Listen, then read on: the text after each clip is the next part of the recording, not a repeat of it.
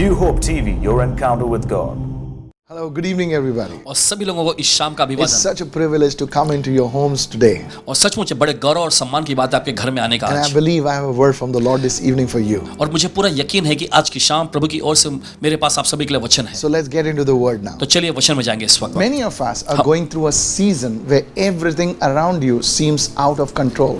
और देखिए हम में से बहुत सारे लोग इस प्रकार के दौर में से गुजर रहे हैं जिसके जरिए देखने से पता चलता है कि हमारे चारों ओर के हालात जो हैं हमारे नियंत्रण से बाहर हो गए हैं। Maybe it's your job.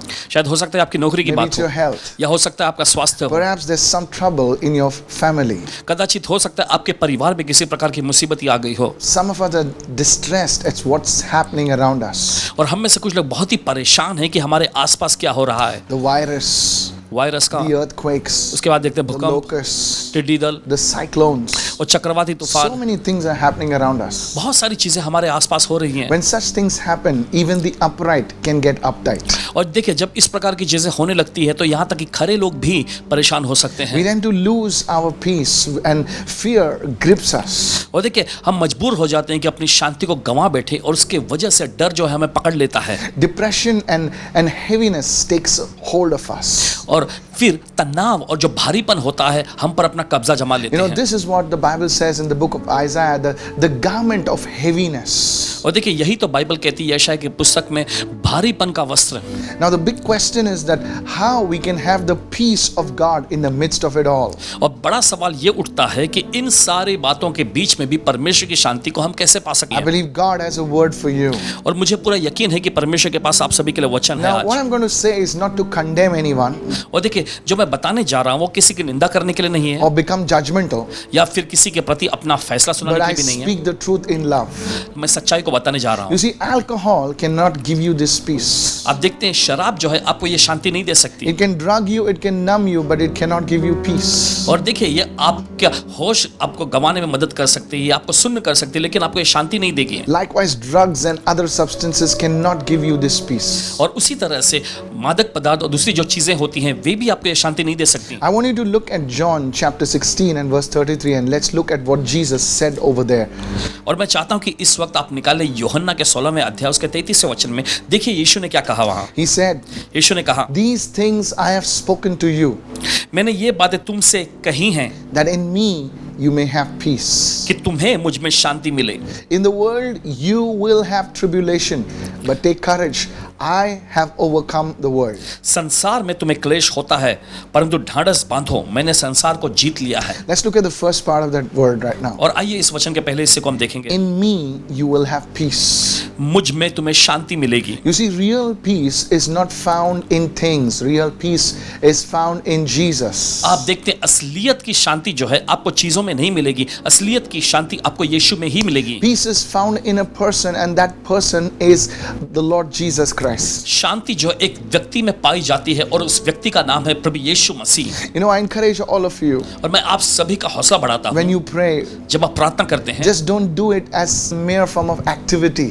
बस ऐसा मत कीजिए कि आप कुछ गतिविधियां या आप कार्य करने के लिए कर रहे हैं। Try to reach out to the person of Jesus. कोशिश करें कि यीशु नामक व्यक्ति तक आप पहुंच सकें। Your devotion time, your prayer time should not just be an activity. You must encounter the presence, the person of Jesus during your prayer time. और देखिए आपके भक्ति का समय, आपके प्रार्थना का समय जो होता है, इसे बस आप अपने लिए कोई जिम्मेदारी या कर्तव्य समझ के निभाने की कोशिश ना करें, लेकिन जरूरी है कि आप यीशु नामक व्यक्ति तक पहुंचें। You see, in the Gospels, आप देखते हैं सुसमाचार में you see the woman with the issue of blood. वह महिला जिसे लहू बहने का रोग था, She had this issue of blood for such a long time. The Bible says for 12 years and more. और देखिए बाइबल ऐसा कहती है कि उस स्त्री को यह समस्या जो थी 12 साल से भी ज्यादा समय से थी। Now I believe she must have prayed, और मुझे पूरा यकीन है कि उसने प्रार्थना किया होगा and that's good. और ये अच्छी बात But है। one day लेकिन एक खास she दिन reached out to the person of Jesus.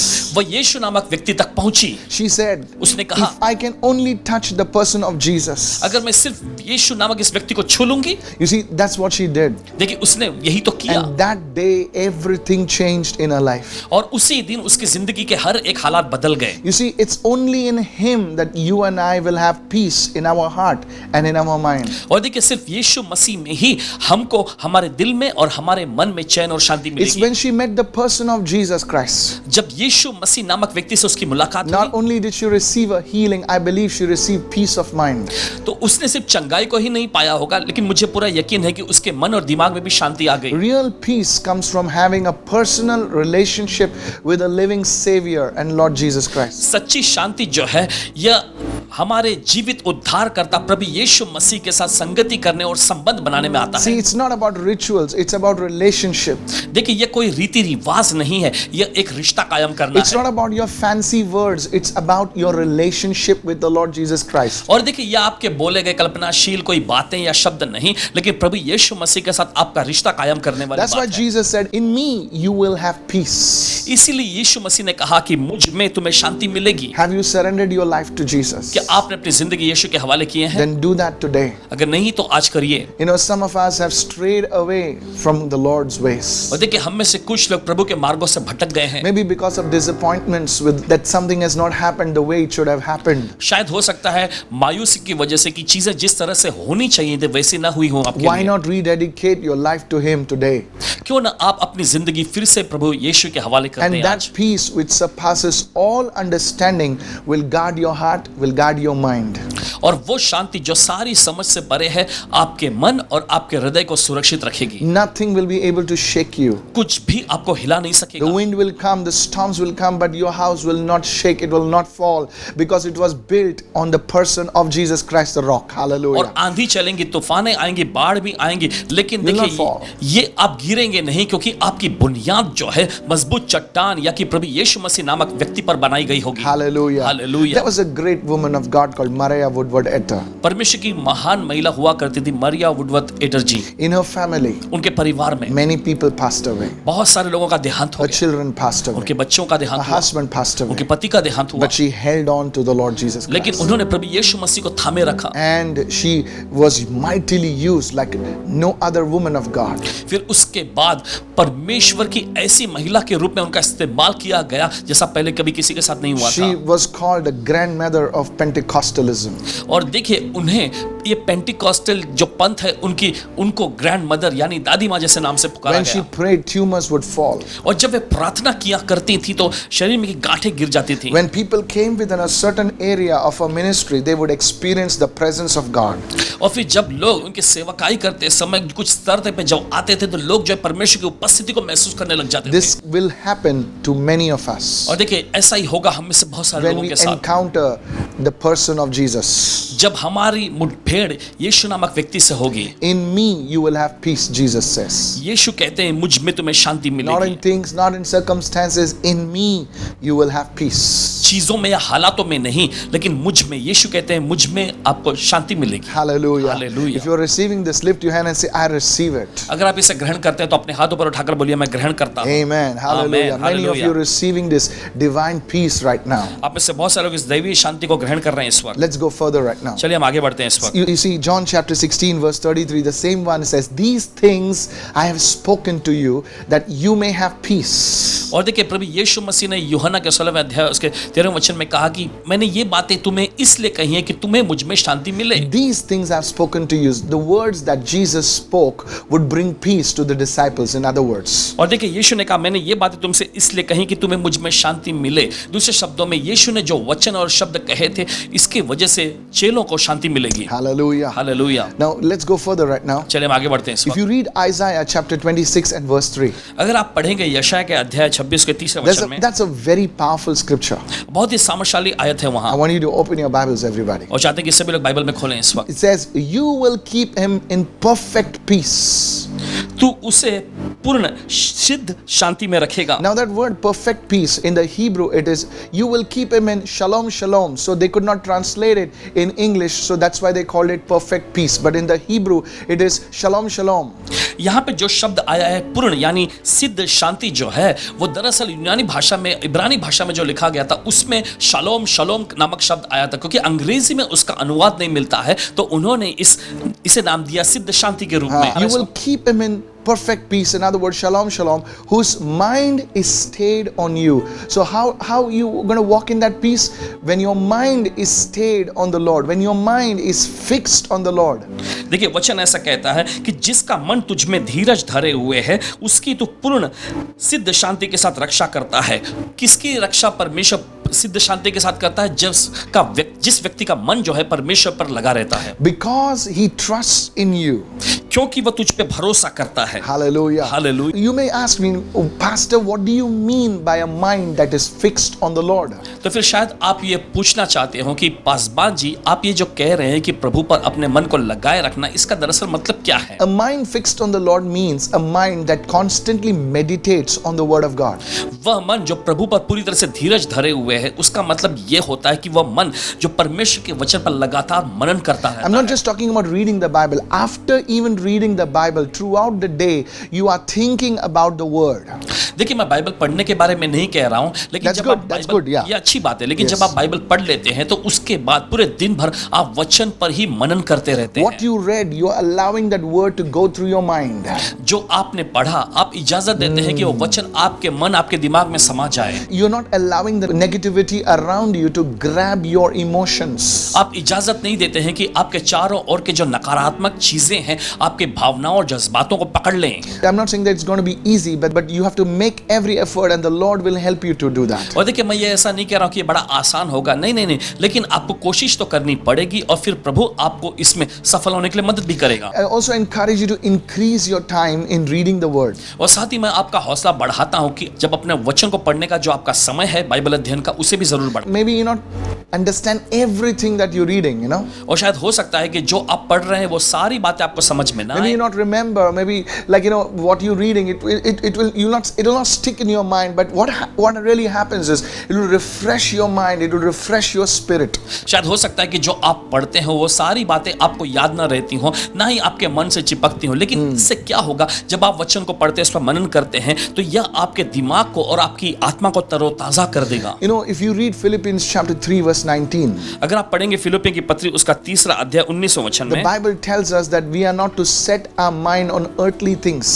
Bible वहां पर ऐसा कहती है कि हमें अपने मन को सांसारिक चीजों पर नहीं लगाना है। Please understand this truth right now. मेहरबानी करके इस सच्चाई को समझें। But we are to set our mind on things that are above. लेकिन हमें उन चीजों पर अपना मन लगाना है जो ऊपर से हैं। We have to develop a heavenly mindset. हमें जरूरी है कि स्वर्गीय मानसिकता को अपने अंदर बनाएं। Now please understand this. अब मेहरबानी करके That समझिए we are इसे। pilgrims. We are not here to stay. We are on a journey. और देखिए, हम यात्री यानी मुसाफिर लोग हैं, हमें हमेशा यही नहीं बने रहना है, हम तो बस सफर में लगे हुए अपनी यात्रा को पूरी कर रहे हैं। We need to remember this. हमें इस बात को याद रखना है। So the Bible tells us need to set our minds on things above.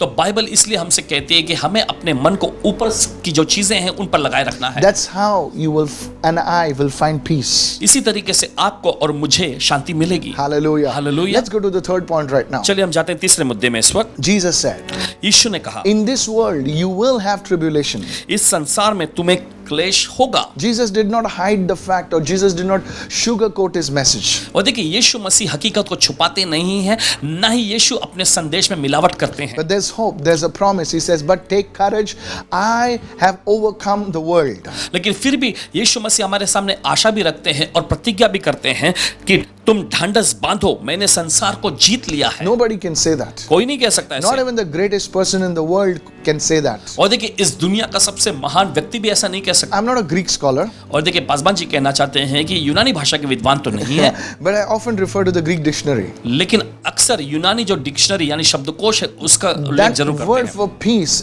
in John chapter 16 verse 33 does not mean the absence of conflict or difficult times. और देखिए, यहाँ पर जो शब्द यूहन्ना के 16वें अध्याय में जो शब्द यहाँ पर आया है शांति के बारे में, इसका मतलब आपकी जिंदगी में उठने वाले संघर्ष या कठिन समय की अनुपस्थिति नहीं है, But it means peace right in the middle of it all.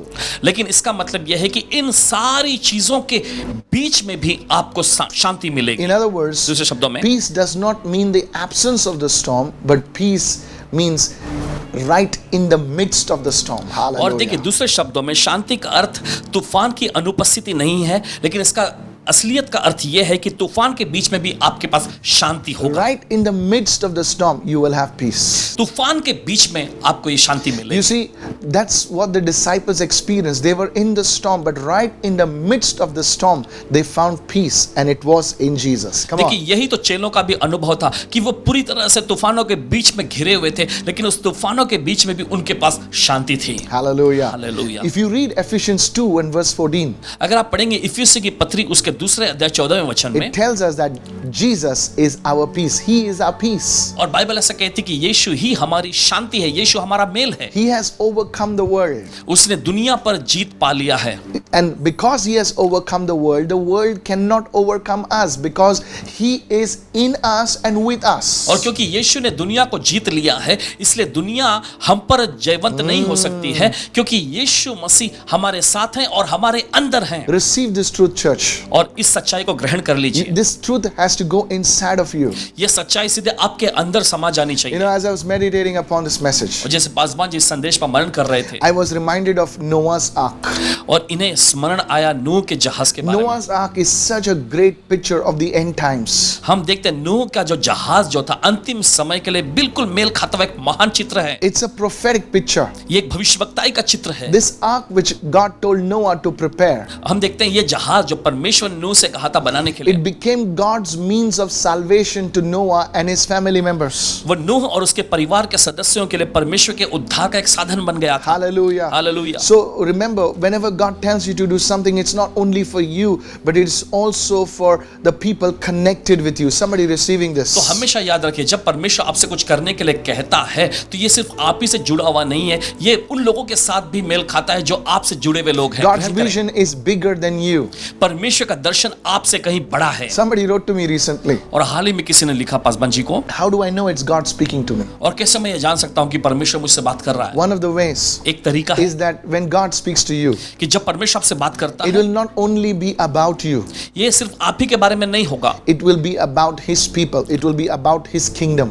ये उसके लोगों के बारे में होगा, ये उसके राज्य के बारे में होगा। Hallelujah. Hallelujah. So let's go on further right now. तो चलिए हम आगे बढ़ते हैं समय। You know, just think of Noah and his family in the ark.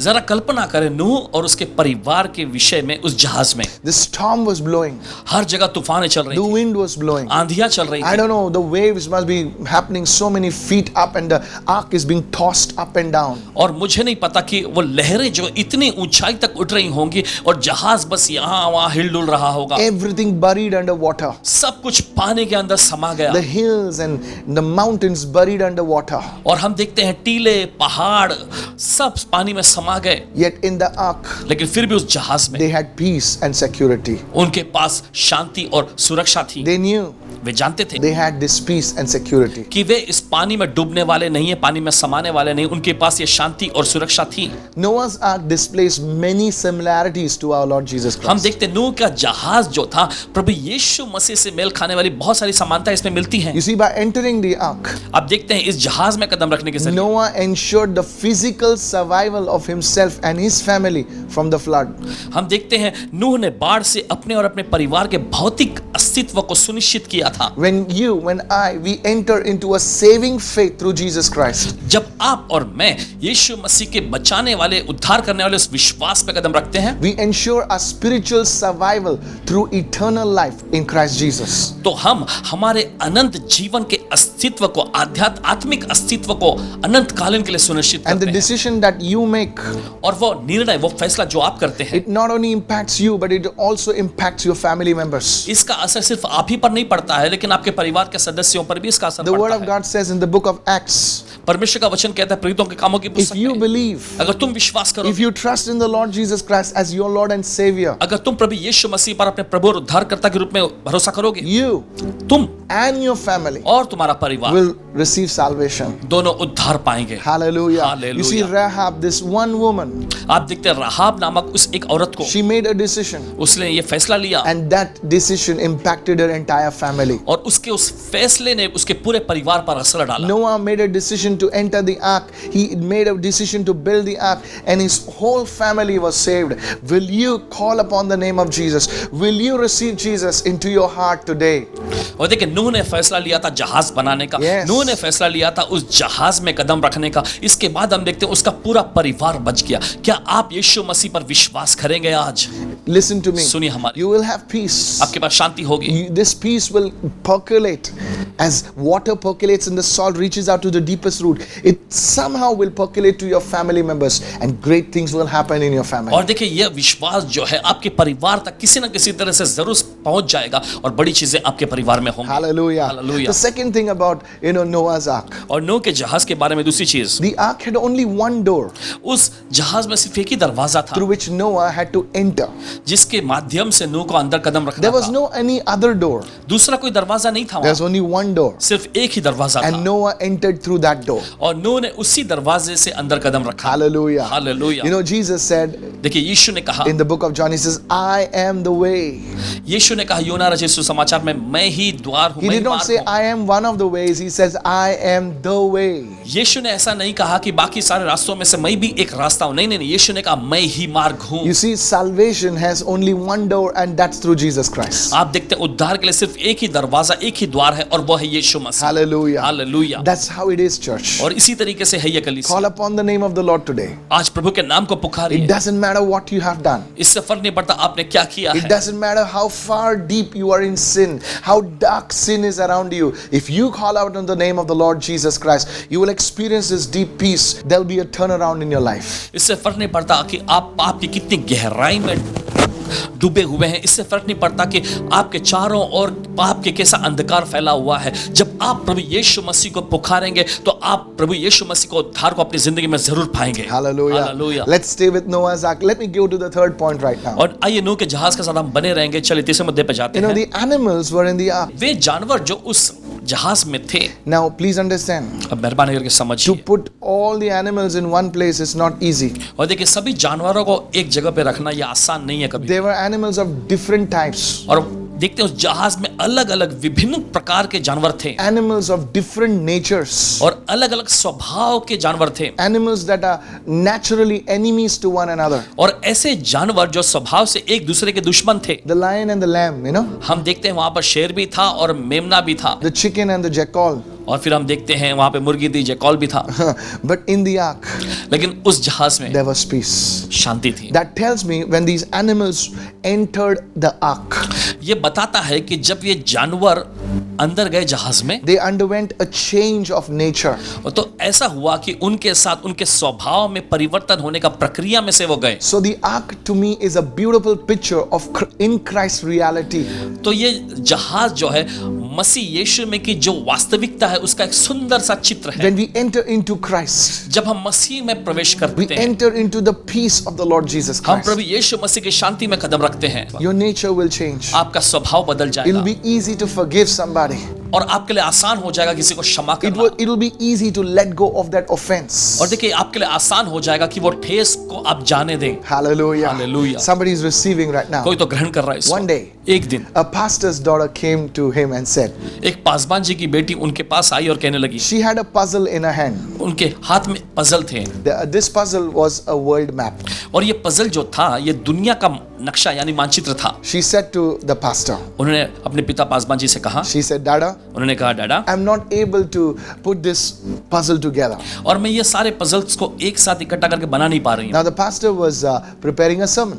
और वे पासवान जी जो थे वो संदेश को तैयार कर रहे थे। He told her that please you don't disturb me, please go away. तब उनके पिताजी जो पासवान थे उन्होंने उनसे कहा कि मुझे परेशान मत करो, चली जाओ यहाँ से। And you know how daughters are. और आप जानते हैं ना बेटियां कैसी होती हैं। And so she insisted. She said, no, Dada, you have to help me. तो वो जोर देते हुए कहने लगे, नहीं डाडा आपको मेरी मदद करनी ही पड़ेगी। So finally he decided to put his hand to it. फिर उसके बाद उन्होंने आखिर में फैसला लिया कि चलो वो भी अपना हाथ डालेंगे इसमें। And he also found it a little bit difficult. और उनको भी इसमें कठिनाई मुश्किल होने लगी। He tried everything. तो देखिए उन्होंने सब कुछ आजमा के देखा। So for some strange reason, he turned one of the pieces of the puzzle.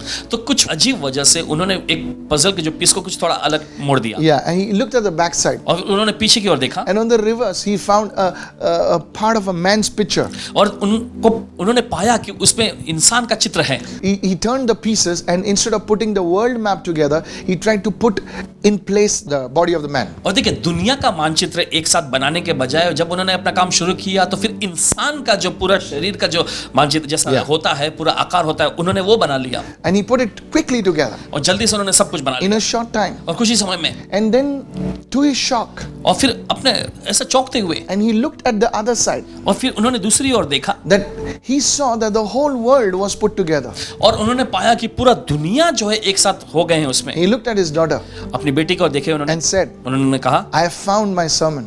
मैंने अपने संदेश को पा लिया। And he said something very profound. फिर उन्होंने कुछ बड़ी अच्छी बात कही। He says, only when a man is at peace within himself केवल तभी जब एक इंसान को अंदर से शांति होती है will there be peace in the world.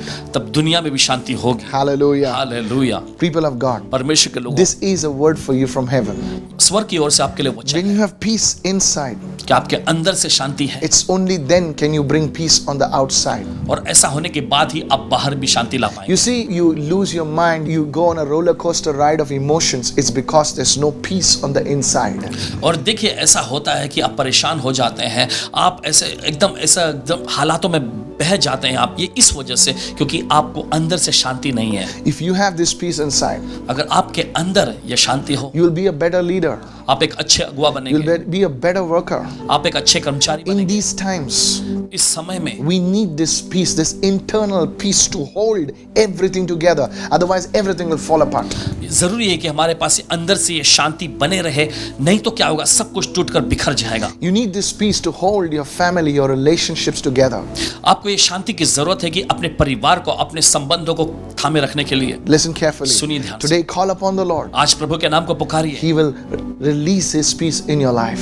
वह इस शांति को आपकी जिंदगी में मुक्त करेगा। And guess what? और सोचिए जरा, This peace you will give it to others. ये शांति आप दूसरों को भी दे सकेंगे। What you don't have, जो आपके पास नहीं you है, cannot give. आप दूसरों को नहीं दे सकते। It's only what you have ये सिर्फ तभी होता है जब आपके पास होता है, you will give. आप दे सकेंगे, You will become a blessing आप आशीष बनेंगे to many. बहुत सारे लोग।